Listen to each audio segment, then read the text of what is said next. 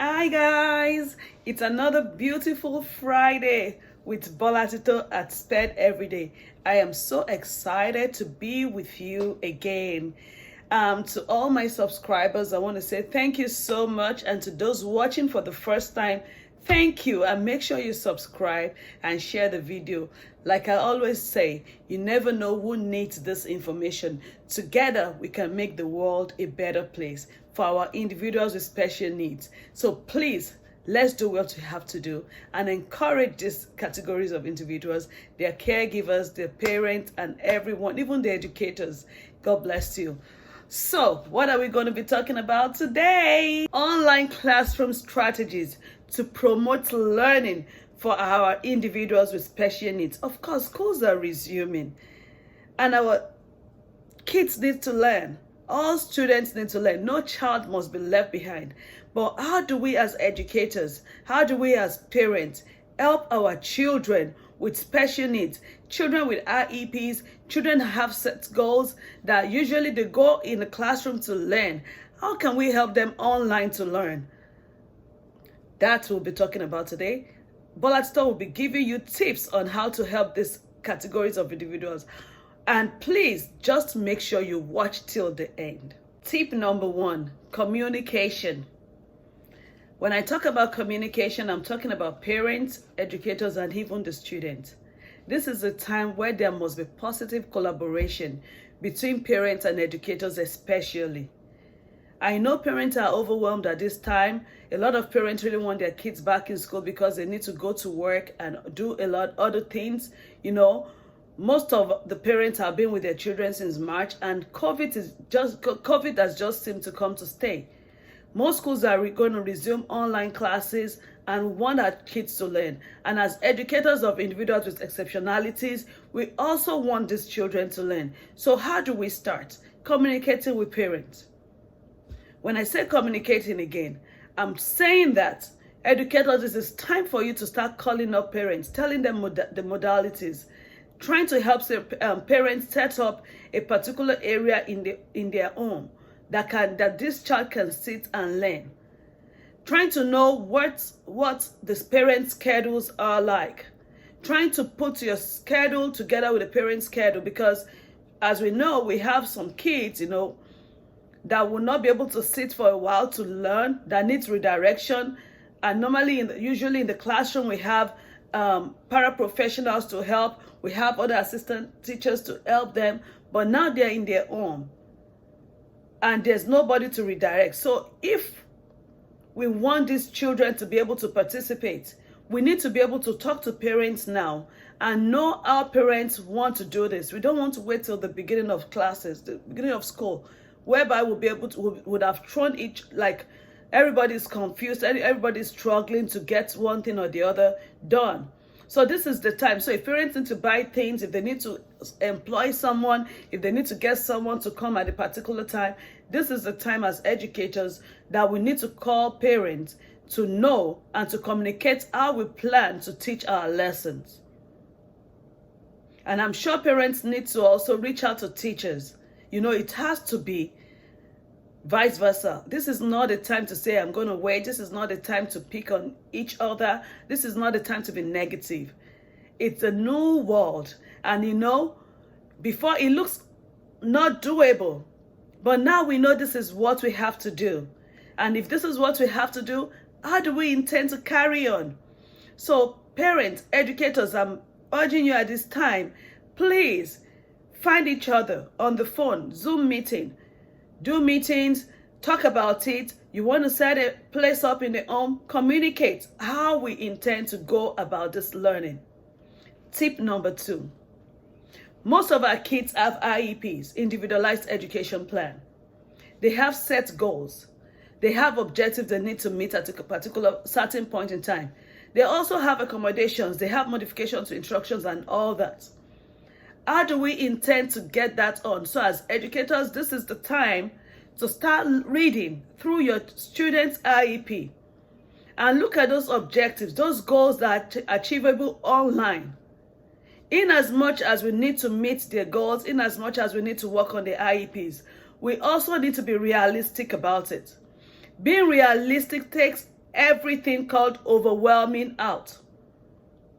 So that if you need to rewrite the IEPs, if you need to work on it, if you need to tell parents, this is what I need to bring into your home that can assist your child, this is the time. This is not a time to wait till the first day of school, and start rushing and throwing our kids off on that, because the students we deal with, they need routine. And routine is not just one day thing. They need to have started to learn about how this procedure is going to go, how the process is going to go. They need to be able to know that this is what they're going to be using for classrooms. As little as pencils, it has to be set. As little as colors, it has to be set, laid out for them already. So that even when they're going through their house, they know we're going to be working on your IEP. These are the things we're going to need to work on your IEP. Parents are communicating that. Because we also have some parents that would have to put these kids in the care of an older sibling, an auntie or uncle, or grandma and grandpa. These people have to be aware. So as we're working and reading their IEPs now, this is the time when we're writing out, talking to parents. I know your child needs to do this, and this is what I'm going to bring to your home. This is what you need to get. This is how the goals we're going to be able to help your child reach their goals. Now, when we do that, I'm going to number 3, we are trying to set expectation. Setting expectation is not now just for the student.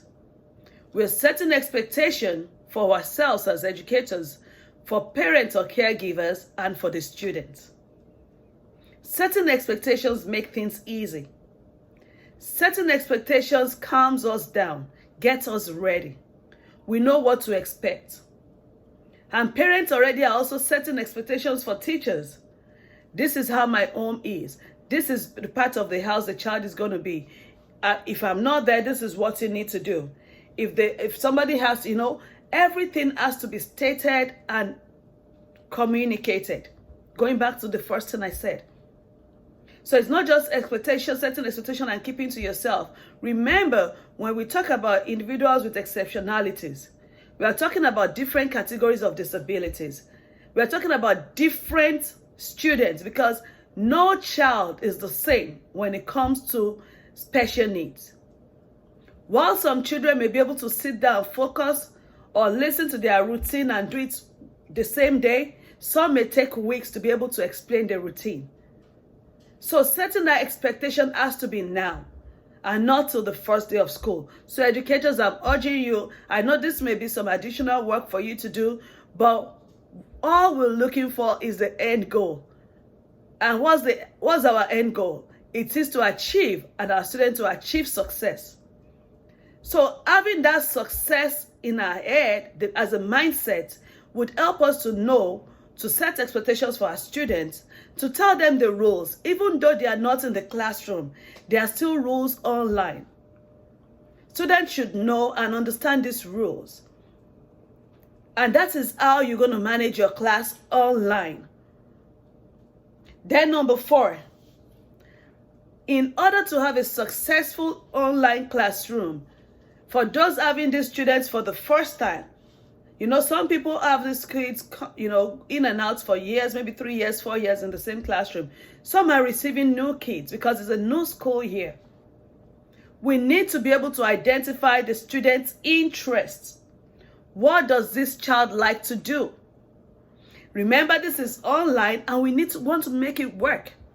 So how do we make it work? We make it work by using the child or the student's area of interest for lessons. Remember, it is individualized. Remember, this child's plan is individualized. It is unique to each student, which is why we have to do more. In the classroom, we can be able to do, a lot with paraprofessional supporting and all that. Now everybody is online. So the best way is you want to know. And for those students that you even had last school year or even 2 years, they've been home for like almost 4 months now. Interest might have changed. So I remember, in communicating with parents, you want to know, what does he like to do now? What are the things that motivate him at home? What part of the house? What things? How do you do it? So that when you're teaching your math lesson, you're teaching your ELAR, English lesson, you are using those area of interest to help your child, to help your students. Remember, I don't see joy as an educator if my student does not even step up to the next level.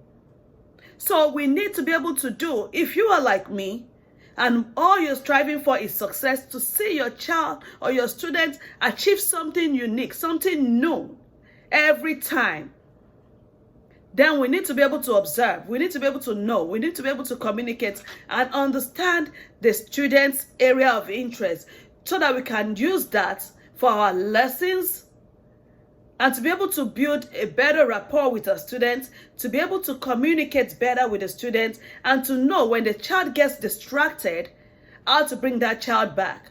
And also, knowing that child's area of interest would help with reinforcement. Usually in the home, in the school, you have candies, you have crackers, you have fruits, you have pencils, you have all those boxes you want your child, the student, to go get and pick a gift for being good. Now, we can use that area of interest. How about 5 minutes on what he likes to do as a reinforcement? So remember, that is very important. Now, here comes creativity. I always tell you, as a special educator, you have to be creative in every way. When I say creativity, there may be times you need to sing for your students to learn. There may be time you need to talk. There may be time you need to just, mimic. There may be time you need to just use gestures, body language. There may be times you need your student to draw. Like sometimes I can teach a lesson and all I will say is, okay, I don't need you to explain. Don't explain, but just draw what you think I said. Doing all these things is not only teaching the child academically. This child is also learning motor skills. This child is also able to use their cognitive abilities or cognitive skills to be able to do other things. So it's not going to be a one-way traffic. Sometimes I can tell my students, I've said it all. You want to make a game out of it? Or you want to sing a song about what I just said? And I noticed that when we do this, it sticks. Even as an adult, when I'm in a classroom setting, someone is teaching me, I may not even pick as much as the next person. Maybe there's another teacher teaching the next person. What I'm hearing is what I know. What do you think about kids learning new songs every day? When they hear the song one time and it sticks. Remember, it doesn't even look like they're learning it because, unconsciously it's getting into them. It's getting in their brain. So let's do activities. Let's be creative as educators to do things. In us, we're doing consciously, but the student feels it's unconscious and they are grabbing it. They are picking it. We are teaching other skills while we're learning. Academics is important. But for our students, our individuals with exceptionalities, they need us to do more. So get your acting game on. Get your singing game on. Get all those fine arts. Get it on to be able to teach this student now, because this is a time that your student is not seeing you. You cannot control them physically, but you can use body language. You can use all those gestures to be able to catch their attention while they are at home in the comfort of their own. Another thing, I would relate it back to the first when I was talking about communication. Now, this is to parents. Let there be a specific area in the house for learning. When a child knows it's time for school, it helps. So don't let it just be all around. It's doing that today, on the dining table today, in the living room tomorrow. Let there be a standard place somewhere in the home where you can put a table and a chair and your student or child knows when it's time for school, this is where I go. When it's time to learn with my teacher, this is where I go. So please let us do that. Remember, we don't know how long this is going to last. We all hope it ends soon. So setting that routine not only even help for now, but it's building our child or our student towards independence, so that when they grow up also, they are wired and they know that when I need to do this kind of activities, I need to make myself comfortable in an area, in a work area that would help me learn better, away from distractions. I know there may be other kids in the house, siblings in the house trying to learn as well. So move them away from distractions. Move them away from toys. Move them away from the TV, where, things that can, bring them out to be distracted, things that can affect their learning. Let us ensure also that the area we are putting them is safe and free for them. How about classroom materials? The fact that your child is not in school does not mean they don't need their pencils. In the classroom, teachers already have it set out every morning, so that when they come, there's no need struggling around the room. Look, I need a pencil, I need it sharpened. All those distract our children. So now that it is online, parents, I'm urging you now at this time, make sure you have all those things, the class materials, the notepads, the notebooks, the folders, the colors, the pencils, everything they need. Whatever the teacher calls as a list, let your child sit like they're in school and have it set aside. If they need to use the laptop, the computer, make sure it is right there. So when the teacher asks for it, the child will need to get up, and while walking down the hallway in your house or while rushing to the bathroom, they see something and they get distracted. We want to try and work together as much as possible to get this done. Now, teachers, this is the time to give your student the opportunity to create things. We need to give our student the opportunity to create. And how do we do this? Collaboratively with the parents. Remember, parents have other things doing as well. Remember, some parents go to work. So build that relationship with the parents and make sure you communicate the assignments, the homework, even the classwork with the parents days before. Honestly, I would say 2, 3, 4, 5 days before. You may even communicate what you plan to do the whole week, the assignments you plan to give. Remember, the focus, the end goal is for this child to learn. And we're going to let this child learn in the best way possible. Coming online to learn, that child may not learn at that moment. But remember what you want to say online today. If the child already had it 3 days before, is working on it.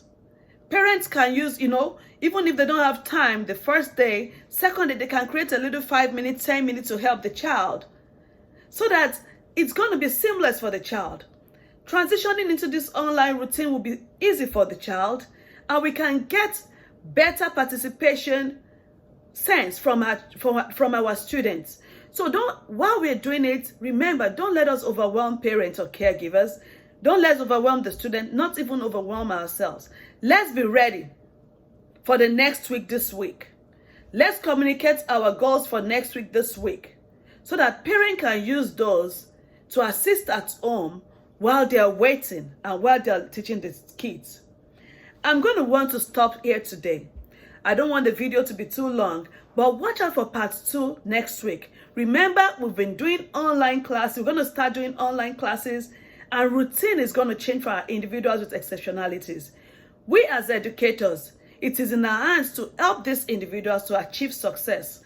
As parents, it is our responsibilities to make our children learn. And we want this done. Remember, we have students that are non-verbal. We have students that will not be able to, respond when we talk to them. But they still need to learn some skills. Life skills, social skills, and all those. We have plans for all these children at Spedeveryday. Make sure you watch next week so that you can get the full dose of it all and know how to help your students. Thank you so much for watching today. I look forward to seeing you watch the part 2 of this topic, online or virtual classroom strategies to promote learning for individuals with special needs. So see you next week. Again, it's your girl, Bolatito Fatoki. Remember, when you finish watching this video, click on subscribe, share the video, because you never know who needs the information. Thank you again for watching. It's Bola Tito on YouTube channel Sped Everyday. Have a blessed weekend.